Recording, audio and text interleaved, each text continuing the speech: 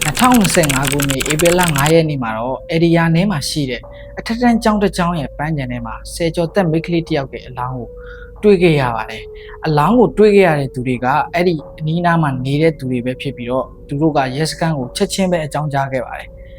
ရဲတွေနဲ့စေးတက်ဖွဲ့တွေရောက်လာတဲ့အချိန်မှာတော့အဲ့ဒီမိန်းကလေးအတွက်တိတ်ကိုနောက်ကျသွားခဲ့ပါပြီ။သူမရဲ့ခန္ဓာကိုယ်မှာဒဏ်ရာတွေအများကြီးလည်းရှိနေပြီးတော့တစုံတစ်ယောက်ကသူမကိုဓာတ်နဲ့ဒါမှမဟုတ်ချွန်တက်တဲ့အရာတစ်ခုခုနဲ့တိုက်ခိုက်ခဲ့ပုံပဲလို့ရဲတွေကဆိုပါတယ်။စစ်ဆေးချက်တွေအရတော့စော်ကားထားတာမျိုးမရှိဘူး။ဒါပေမဲ့အလောင်းကိုတော့ရဲတွေကနောက်ထပ်စစ်ဆေးမှုတွေလုပ်ဖို့အတွက်ရင်ခွဲရုံစီကိုတည်သွားခဲ့ကြပါတယ်။ရဲတွေကသူမကိုပြန်ပြီးတိုက်ခိုက်ခဲ့တာအော်ဟစ်ခဲ့တဲ့လက္ခဏာမျိုးမရှိတာကြောင့်ပဲသူမကလူသက်သမားကိုတိတာဒါမှမဟုတ်လူသက်သမားကသူမယုံကြည်ရလောက်တဲ့သူတယောက်ဖြစ်နေနိုင်တယ်ဆိုပြီးတော့ကောက်ချက်ချခဲ့ပါတယ်ဒါဆိုရင်အသက်ခံရတဲ့မိန်းကလေးကဘယ်သူဖြစ်မလဲဘယ်သူကသူ့ကိုဒီလိုမျိုးရက်ရက်ဆက်ဆက်လုပ်ခဲ့တာလဲဒီအမှုကရောဘာတွေဆက်ဖြစ်သွားမှာလဲဆိုတာနဲ့ပတ်သက်ပြီးကျွန်တော်ဒီကနေ့ပြောပြပေးသွားမှာဖြစ်ပါတယ်အခင်းဖြစ်တဲ့ညကိုဆက်လက်စစ်ဆေးကြည့်လိုက်တဲ့အချိန်မှာတော့မျက်နှာသူရဲ့ကြောပေါ်အိတ်ထဲမှာ ID ကတ်ရှိနေတာကိုတွေ့ခဲ့ရပါတယ်အဲ့ဒီ ID ကတ်ကြောင့်ပဲမျက်နှာသူကဘိုးတန်းဂျာနီဆိုတဲ့မိန်းကလေးတယောက်ဖြစ်နေတယ်ဆိုတာကိုသိခဲ့ရပါတယ်ဂျာနီကအန်တီယာနဲ့မှာပဲနေထိုင်တဲ့သူဖြစ်ပြီးတော့သဘောကောင်းတဲ့သူတယောက်ဖြစ်တယ်လို့လည်းသိရှိရပါတယ်။သူမရဲ့တငယ်ချင်းတွေကတော့ဂျာနီကအမြဲတမ်းပြုံးနေတတ်ပြီးတော့ရင်ကျေးတိမ်မွေ့ပြီးလူတွေနဲ့လိုက်ရောညီထွေဖြစ်အောင်နေထိုင်တတ်တယ်လို့လည်းဆိုပါတယ်။သူမရဲ့မိဘတွေကတိတ်မချမ်းသာပေမဲ့လည်းသူမကိုအကောင်းဆုံးပြုစုပြောထောင်ပြီးအလိုလိုက်ခဲ့ကြပါတယ်။ဒါပေမဲ့ဂျာနီကတော့ဘသူ့ပုံမှာဝန်တော့ဝန်ပုံမဖြစ်စေချင်တာကြောင့်ဘဝကိုကောင်းကောင်းမွန်မွန်ပဲဖြတ်တန်းခဲ့တယ်လို့သိရှိရပါတယ်။သူမကသဘောကောင်းယုံတာမကပဲရုပ်လဲချောတာကြောင့်လူတော်တော်များများကသူမကိုတတိပြုမိခဲ့ကြပါတယ်အဲ့ဒီထဲကတယောက်ကတော့သူမနဲ့တက်တူရွယ်တူဖြစ်တဲ့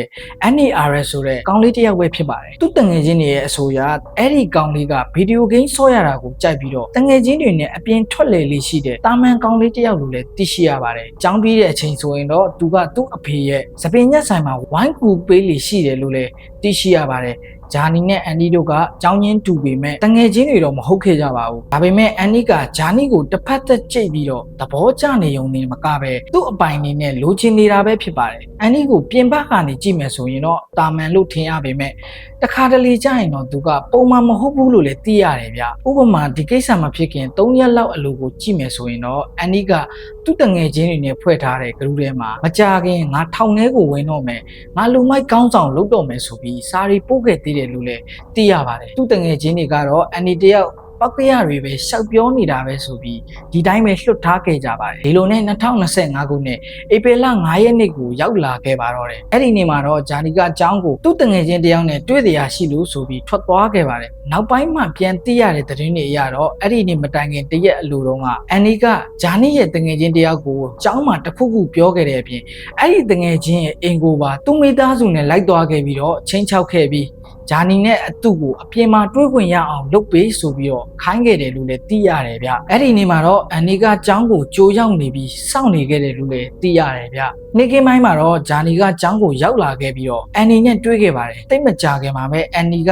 ဂျာနီကိုကျောင်းရဲ့အနောက်ဘက်မှာရှိတဲ့လူရှင်းတဲ့နေရာကိုခေါ်သွားခဲ့ပါတယ်အဲ့ဒီနေရာမှာပဲသူတို့နှစ်ယောက်တနားရီလောက်ကြာအောင်စကားတွေပြောနေကြတယ်လို့လည်းသိရှိရပါတယ်သူတို့နှစ်ယောက်ကတော့ဘာစကားတွေပြောပြီးတော့ဘယ်လိုတွေစကားများနေကြလဲဆိုတာကိုတော့တေချာမသိရပေမဲ့နောက်ပိုင်းမျက်မြင်သက်သေတွေရဲ့ထွက်ဆိုချက်အရတော့သူတို့နှစ်ယောက်ကတယောက်ကိုတယောက်အော်ကြီးဟစ်ကျယ်တွေဖြစ်နေကြတယ်လို့လည်းသိရပါတယ်အဲ့ဒီနောက်မှာတော့အန်နီကသူကြိုတင်ယူဆောင်လာတဲ့ဓာတ်ကိုထုတ်ပြီးတော့အန်နီကိုအချက်ပေါင်းများစွာထိုးခဲ့ပါတော့တယ်အချက်20ကျော်30လောက်ထိုးအပြီးမှာတော့ဂျာနီလည်းနေရာမှာတင်ပွဲချင်းပြီးဖြစ်သွားခဲ့ပြီးတော့အဲ့ဒီအချိန်တော့မှပဲအန်နီကအိမ်ကိုပြန်ခဲ့တယ်လို့လည်းသိရပါတယ်အိမ်ကိုပြန်တဲ့လမ်းမှာသူကလူတွေနဲ့မတိုးမီအောင်ရှောင်ခဲ့ပြီးတော့လူပိုရှင်းတဲ့နေရာကိုရောက်တော့မှပဲသူကဖုန်းကိုထုတ်ပြီးတော့သူ့အဖေကိုလှမ်းခေါ်ခဲ့တယ်ဗျသူ့အဖေကိုအချိုးအချောင်းအကုန်လုံးပြောပြလိုက်တဲ့အချိန်မှာတော့သူ့အဖေကရဲစခန်းကိုဖုန်းဆက်ဖို့မပြောခဲ့သလိုသူကိုယ်တိုင်လည်းရဲစခန်းစီကိုလိုက်ပြီးဝန်ခံခိုင်းတာမျိုးကိုမလုပ်ခိုင်းခဲ့ပါဘူးအဲ့ဒီအစားအန်နီကိုအင်စီကိုချက်ချင်းပြန်လာခိုင်းခဲ့ပါတယ်သူအလေးလေးနဲ့အန်နီတယောက်ပြန်ရောက်လာတဲ့အချိန်မှာတော့သူတို့တွေကချက်ချင်းရေမိုးချိုးပြင်ဆင်ပြီးတော့တွေးပေနေတဲ့အဝတ်စားတွေကိုလည်းလျှော်ခိုင်းခဲ့ပါတယ်နောက်ပြီးသူတင်ငိမ်သွားတဲ့အချိန်ရောက်တော့မှပဲသူ့အဖေရဲ့စပင်ညက်ဆိုင်စီကိုခေါ်သွားခဲ့ပါတယ်သူကဘာမှမဖြစ်တဲ့အတိုင်းဆိုင်မှာနေထိုင်ခဲ့ပြီးတော့အိမ်မှာတော့ကြံတဲ့မိသားစုဝင်တွေကအန်နီသုံးခဲ့တဲ့ဓာတ်ကို မြစ်ထဲကိုလွှင့်ပစ်ဂျာနီရဲ့ဖုန်းကိုလည်းဖျက်ဆီးပစ်ပြီးတော့သူတို့နှစ်ယောက်ကြားမှာအဆက်အသွယ်လုံးဝမရှိတဲ့ပုံစံမျိုးအစဖျောက်ဖြစ်ခဲ့တယ်ဗျအချိန်6နာရီလောက်ကြာပြီးညနေအရောက်မှာတော့ကျောင်းဝင်းနားမှာဖြတ်သွားတဲ့သူတစ်ယောက်ကသွေးအိုင်တဲ့လဲနေတဲ့သူတစ်ယောက်ကိုတွေ့သွားခဲ့ပါတယ်အဲ့ဒီအနာကိုသွားကြည့်လိုက်တဲ့အချိန်မှာတော့အလောင်းတစ်လောင်းဖြစ်နေတာကိုတွေ့ခဲ့ရတဲ့အတွက်ရဲစခန်းကိုသူတို့တွေကချက်ချင်းပဲဖုံးဆက်ပြီးတော့အကြောင်းကြားခဲ့တယ်ဗျရဲတွေချက်ချင်းရောက်လာပြီးသွေးနမူနာတွေယူလက်ပွေရာတွေကိုစစ်ဆေးပြီးတဲ့နောက်မှာအဲ့ဒီအနီးနားတစ်ဝိုင်းမှာဘာသေးလွန်စားတွေမြင်နောက်ထပ်ကြံအောင်မလဲဆိုတာလိုက်လံရှာဖွေခဲ့ကြပါတယ်ဒီလိုနဲ့အဲ့ဒီနားက CCTV တစ်လုံးကိုတွေ့ခဲ့ရတဲ့အချိန်မှာတော့ရဲတွေလည်း CCTV မှတ်တမ်းကိုစစ်ဆေးကြည့်ခဲ့တယ်ဗျအဲ့ဒီမှာပဲဂျာနီကသူမနဲ့ရွယ်တူကောင်လေးတစ်ယောက်နဲ့စကားများနေတာကိုတွေ့ခဲ့ရပါတယ်ရဲတွေလည်းကျောင်းကမှတ်တမ်းတွေနဲ့ CCTV တဲကကောင်လေးကိုတိုက်ပြီးစစ်ဆေးကြည့်လိုက်တဲ့အချိန်တော့မှာပဲအဲ့ဒီကောင်လေးကအန်နီဖြစ်နေတာကိုသိသွားခဲ့ပါတော့တယ်ဒါနဲ့ပဲအန်နီရဲ့အိမ်ကိုလိုက်သွားခဲ့ချိန်မှာတော့သူမိသားစုဝင်တွေ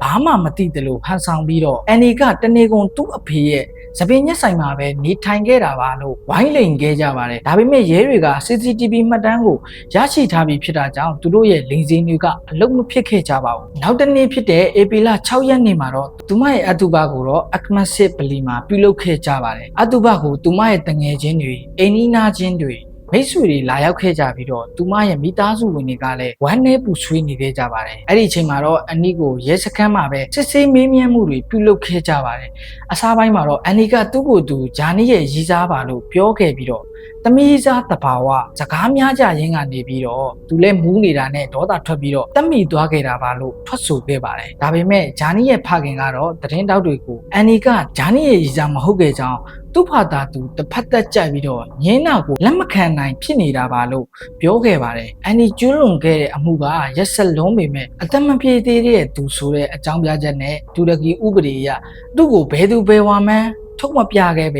ကာကွယ်ပေးထားခဲ့ပါတယ်နောက်ပိုင်းမှာတော့လူတို့ကလည်းအန်နီရဲ့မိသားစုကသူတို့သာကျူးလွန်ခဲ့တဲ့အမှုကိုကာကွယ်ပေးဖို့စ조사ရုံနေမကပဲရဲတွေကိုပါလိန်ခဲ့တာတွေကိုတီးသွားတဲ့အချိန်မှာတော့တော်တော်လေးဒေါသထွက်ခဲ့ကြပါတယ်ပိုဆိုးတာကတော့ဒီသတင်းအကြောင်းမီဒီယာတွေဖော်ပြမှုမှာပါနေသွားခဲ့လို့ပဲဖြစ်ပါတယ်လူတွေကလည်းဘာကြောင့်ဒီသတင်းကိုမီဒီယာတွေကဖျောက်ဖျက်ဖို့စ조사နေတာလဲဆိုတာကိုစုံစမ်းကြရင်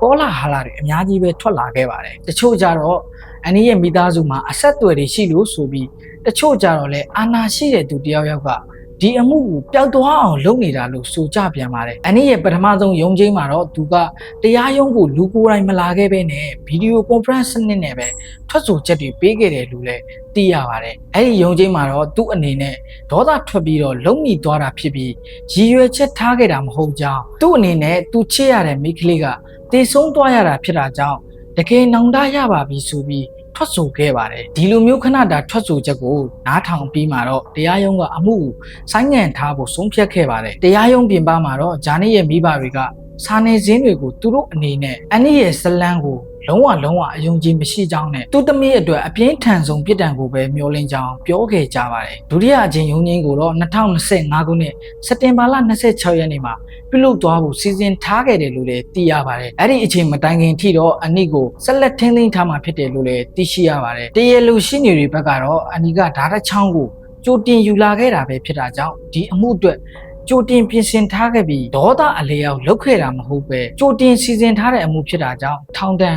18နှစ်ကနေပြီးတော့24နှစ်အထိချနိုင်ဖို့စ조사နေကြတယ်လို့လည်းသိရပါတယ်ဒါပေမဲ့အန်နီကအသက်မပြည့်သေးတဲ့သူတစ်ယောက်ဖြစ်တာကြောင့်အကယ်၍များသူ့ကိုအမြင့်ဆုံးဖြစ်တဲ့ချမှတ်နိုင်ခဲ့မယ်ဆိုရင်တောင်မှအခုခန့်မှန်းထားတာတဲ့ပုံနေနေဦးမှာပဲဖြစ်တယ်လို့လည်းသိရပါတယ်ဂျာနီရဲ့မိသားစုကတော့တခြားပြည်သူတွေကိုစူးစီးပြီးတော့ဂျာနီတင်မကပဲသူမလိုအဖြစ်နဲ့ကြုံခဲ့ရတဲ့တခြားမိန်းကလေးတွေအတွက်ပါစူတောင်းပွဲတွေလုပ်မျက်နှာသူတွေရဲ့မိသားစုဝင်တွေကစကားတွေပြောကြပြီးတရားမျှတမှုကိုရဖို့အတွက်ဝိုင်းစူတောင်းခဲ့ကြတယ်လို့လည်းသိရပါတယ်အခုလက်ရှိမှာတော့ဒီအမှုကအဆုံးမသက်သေးပ